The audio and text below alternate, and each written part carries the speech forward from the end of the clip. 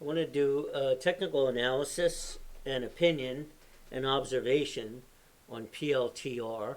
It seems to be a very popular stock, especially with young investors and those who like to invest in AI and things like that. It's a tech stock. They have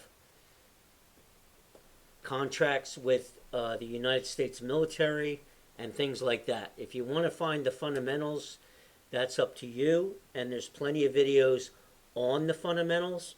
What I want to do is make a short video of some observations that I have about the stock. I am in the stock. I don't know how many shares, and I am definitely up on it. I made some money Friday because I stayed in when the market dropped. I bought 200 shares and the market came back. I don't advise that, but that's what I did.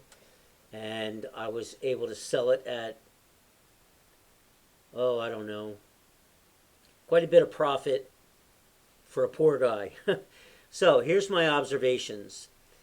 Hit this line here where my arrow is your 20-day moving average. I call that home base. I'm sorry, this is not. That's your 50-day. Here's your 20-day, right? That's an observation. If you look at the stock from its inception, it started here, it went public here. It has always been above the 20-day. So you have a new stock here, and you can't really judge it by the 20-day except for the fact that technical traders follow that indicator. I want to observe that Friday, this candle here is, I don't know what they call it. It's indecisive, I call it, because it's just a T shape. There's no hammer there. Like this one back here is a hammer. That's a bullish hammer. This is a bullish engulfing candle. Things like that. If you learn about candles and what they represent, it will help you if you're a day trader. The fact is, it is popular. And if you look down here at the volume, both of these are red. However, the stock did not go down. So that tells me that people are buying the shorts. They're buying what people are selling, okay? Keeping it at a level. I want to look at the MACD here also. That, in my opinion, is indecisive. There's no cross, okay?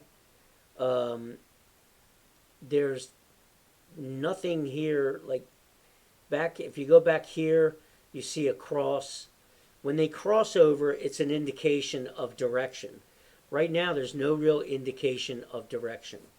If I had to guess, and I am not an advisor, and this is not advice, this is observation, I believe there are many out there that want to bring this down to the 20-day.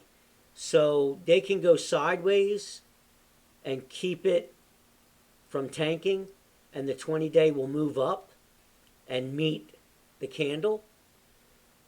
Or they can just literally do what they did back here November 27th and just sell the position until it meets the 20 and then ride it back up. It's a very popular stock.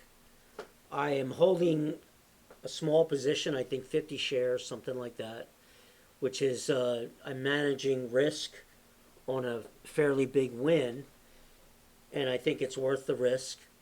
But I think there's a chance that it can come down to 23 and then bounce up to 30. That's just my observation of the way the stock has been trading. I believe there's a lot of young investors out there that believe it's worth over 30. And I believe, just from videos that I watch, there's very smart people out there that really love this stock. It's clearly worth 30. So I'd like to see it cross over 30 and stay there, but we'll see what happens. As you can see, it entered the market here, the IPO, in September 30th. So it's a fairly new entry. You have short sellers out there trying to badmouth it, trying to bring the stock down so they can make money. But people are buying the dip clearly. They're buying the dip. And you have, I don't want to name the large ETF crowd that are putting it in their portfolio. So that's my analysis. I like to follow this 20-day. I also like to look at my MACD to see direction, and it's just no direction. Monday, if the market is up, particularly the NASDAQ, this should follow the market. And I'd love to see it go over 30 and stay there. Anything over 28 is feasible. Right now, it's hanging at 27.20 or so. 27.20. That's my analysis. Thanks for listening.